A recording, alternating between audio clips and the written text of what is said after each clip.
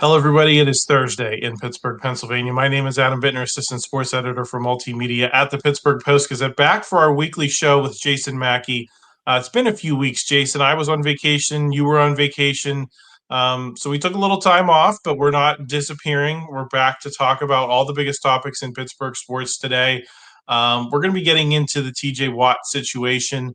We're coming down to the wire here in terms of negotiations on his new contract. Should the Steelers break their longtime policy of not negotiating into training camp given the stature of the player that's involved here? We're going to talk a little bit about the Penguins, the offseason that they've had, get Jason's thoughts on their moves, a little bit about Gavin McKenna going to Penn State and how that should impact Kyle Dubas' decision-making, and what Jason's hearing about the potential sale with Mary Lemieux and Ron Burkle.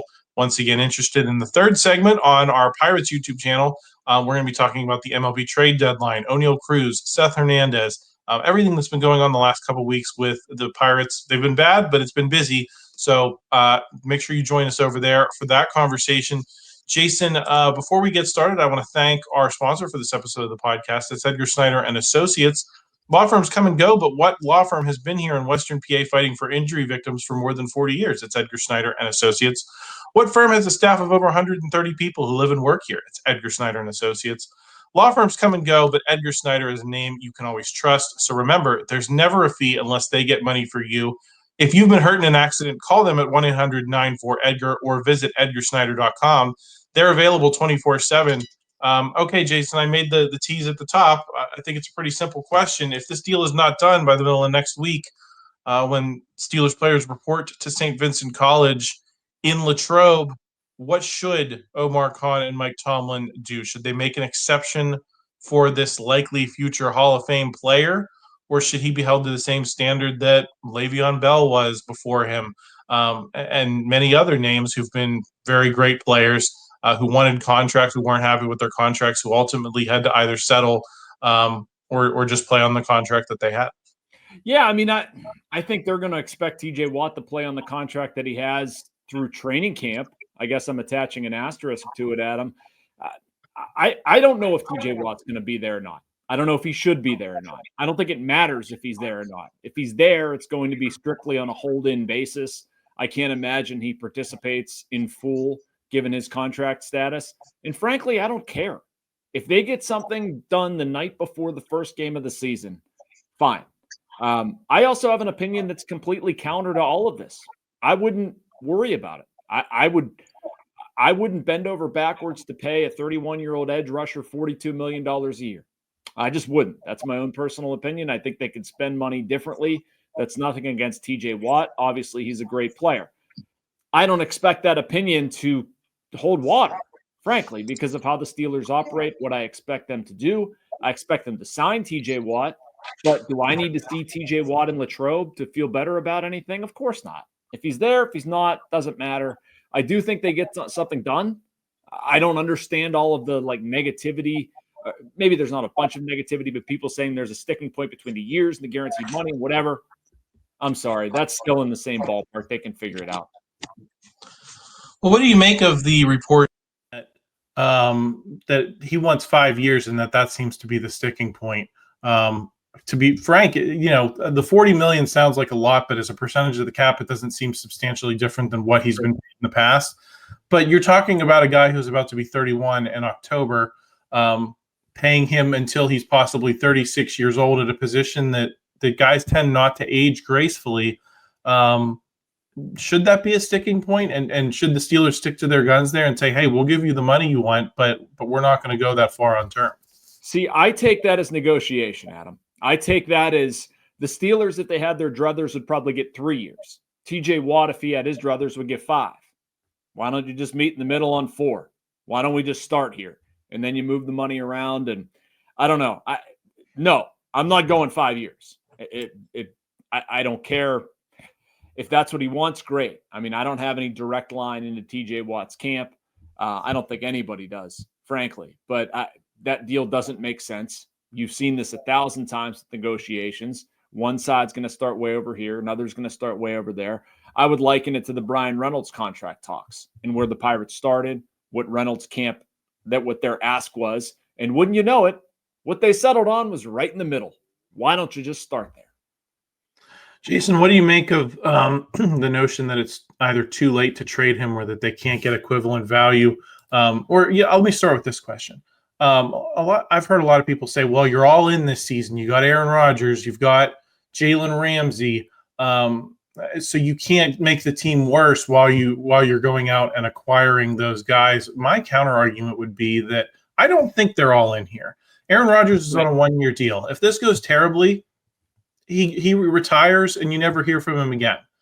The Jalen Ramsey contract, we got the details this week.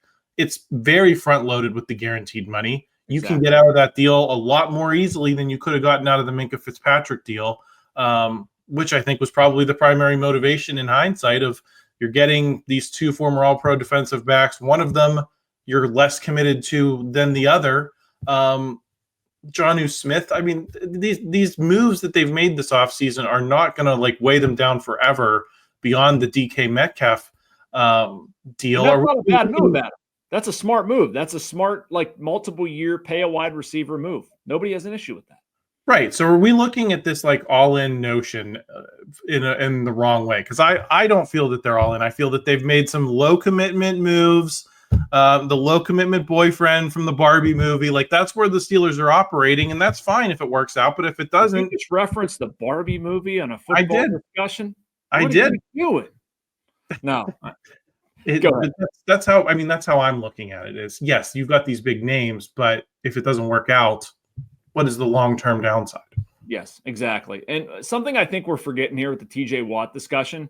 The trade return is not necessarily what you get in exchange. It's how you don't spend that money. And yes, for a year or two, sure, that might be frustrating. You're going to see TJ Watt go somewhere else and produce a lot, and everybody's going to say, oh, the Steelers should have signed him. Why'd they let TJ Watt go? He's a really good player. Of course he's a good player. What you don't want to do is pay $40 million to somebody who's 34 and banged up, or 33 or what. I think TJ Watt can still be a very productive player at 33, but I'm just saying the back end of that contract is what worries me. I don't want them committing $40 million, $42 million then. And so you have to weigh all of this. And that's the way I'm looking at it here. Yes, it would be great to get a first-round pick in return. Maybe you get a second-round pick. There's some value in what you get back. I could spend $40 million a variety of different ways on the Steelers, and we can have a whole separate discussion about that. But I would much rather, in 3 years, 4 years, I would much rather those $40 million be spent on somebody else. They don't have quarterback figured out. I'd like to know that they can go spend that money on a quarterback. They're not good enough at wide receiver right now. They're going to have to pay somebody. What about linemen on second contracts? What happens if Troy Fautanu, Broderick Jones, Zach Frazier, what if they really gel together and you've got to pay to retain those guys? All of a sudden in 4 years, we're paying an edge rusher who's hurt and probably very much on the decline, $40 million, $42 million. I'm sorry, I just don't agree with that. Yeah, and here's my thing. The era that we were in ended when they traded Minkah Fitzpatrick. You know that the Cam Hayward doesn't have much. He just simply cannot keep going at this pace. Maybe he has another good year or two at the most.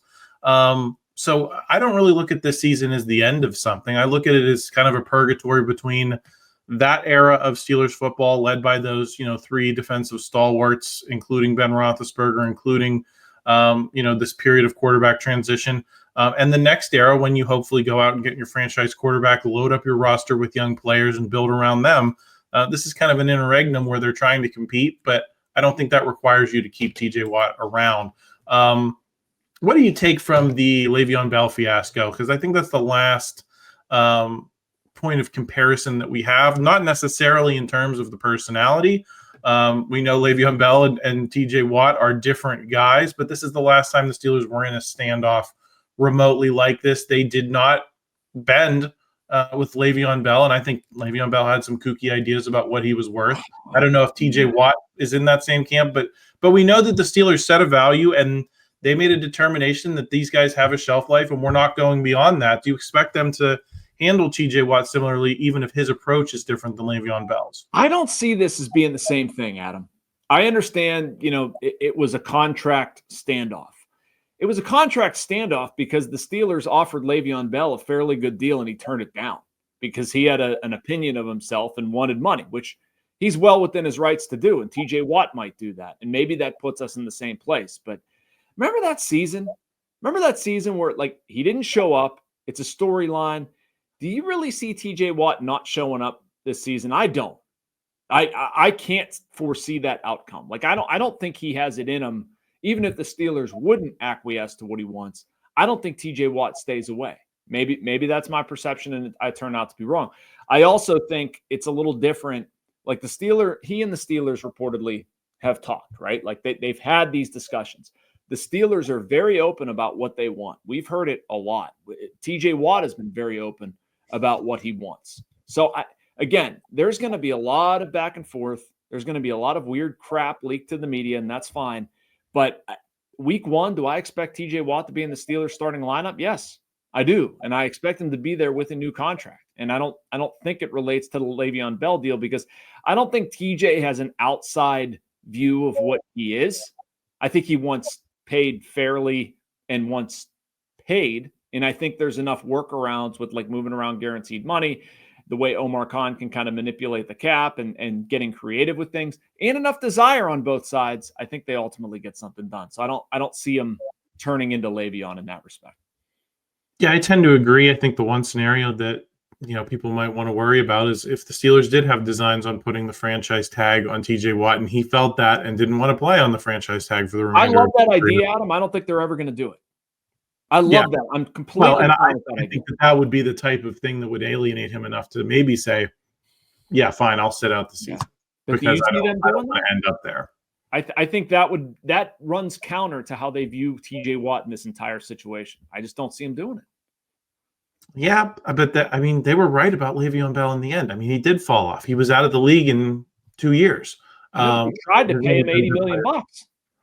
Right. And I think that there's an offer out there. I think TJ Watt probably is just not pleased with it. And if he fears the franchise tag, I could see him saying, I'm not going to play on the tag next season, so I'm not going to show up until you guys give me a contract. That's the one scenario that somewhat makes sense to me, where it could be similar to Le'Veon Bell. But Jason, we got a lot of hockey to talk about as well. It's been a busy time for the Penguins. Excited to get your take on that. Before we do, want to thank another sponsor. It's UFC Gym.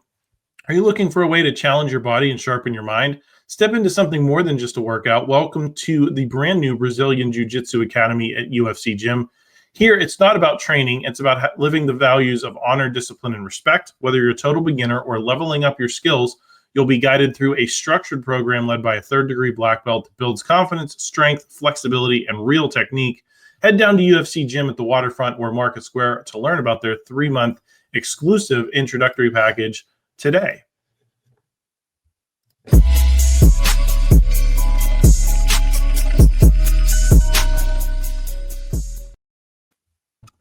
We're back, the second segment here with Jason Mackey on his weekly appearance here on the Post-Gazette Sports YouTube channel. Jason, it's been a busy time with the Penguins. They acquired a goalie this week. They've made mostly minor moves with their roster. Some have been attention-grabbing in intriguing ways. Some have not. So I guess first wanted to get your thoughts on the goalie, and second, your thoughts on how the offseason has unfolded without maybe the major deals you and I have spent a lot of time talking about on the show. Arturs Silovs. That's a name, isn't it?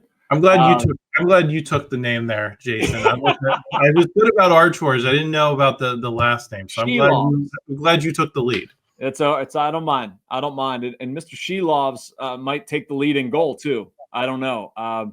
It's been some interesting moves for the Penguins, Adam, and I don't think they're even remotely done. Matt Dumba was another one. Bringing him in here, that is the definition of a contract dump. You don't bring in Matt Dumba if you're, trying to win and be competitive. And I have to figure out if it's Dumba or Dumba. Either way, slight change in the U. What it tells me is they're trying to grease the skids for bigger trades. Erik Karlsson, Tristan Jarry. I think Karlsson is the more likely of the two.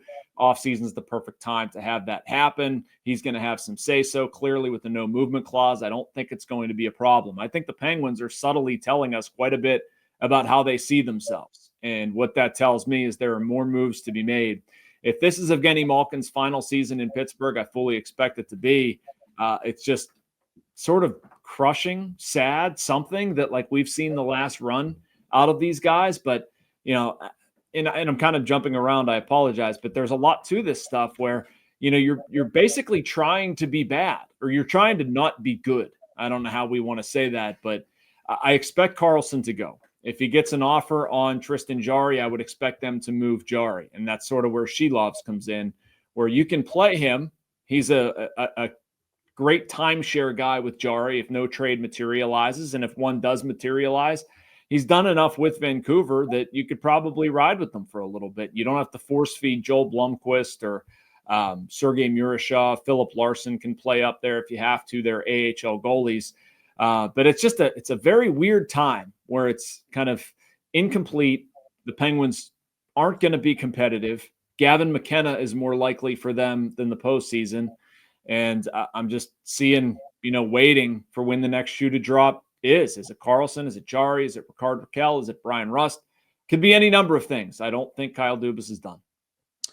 Jason, I think you set up my next question well with Gavin McKenna, because I look at the situation and yes, it's sad, but this ride could have also very easily ended 3 years ago when they ended up signing those extensions for Letang and Malkin, and they took their shot then.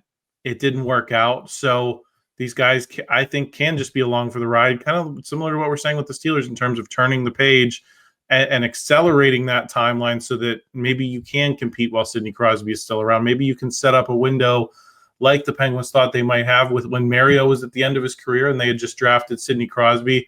Didn't work out because of Mario's heart condition, but they were hoping those guys were going to be on the same team, Jason, and do some things together. So let's get into Gavin McKenna. I guess first, what is your reaction to him landing at Penn State? I love it. My thing, this is a quick college aside, it tells me that the money hose has been turned on by Pat Kraft at Penn State in all facets, and that you're starting to get some of that CEO money into the program, where maybe before college sports was kind of the domain of the car dealership money. Now it's the Wall Street money. Penn State has that money hose turned on. A. B, do you think it's realistic for him to be a part of the Penguins' plans or designs for next year? Yes to all of it, Adam. And I'll expound a little bit. What a great get for Penn State, right? I mean, and it works both ways. Like, McKenna's going to use this opportunity and really crush talent. He's above the Canadian Hockey League, the Ontario Hockey, or the Western Hockey League, excuse me. I mean, he lit that league on fire last year. He has nothing else to be gained. So what are you going to do? Well, new provision in the CBA, you're allowed to go to college hockey. So he does. He goes to one of the premier programs in the country. He's going to play really well, and people are going to go, oh my gosh, Gavin McKenna. And he's really going to help himself. And it's going to be cool with NIL money. He's going to get paid before he otherwise would, et cetera. And then he's going to cash in. And the Penguins should be right there, Adam. They should. And to your first point, this is how the Penguins have found success.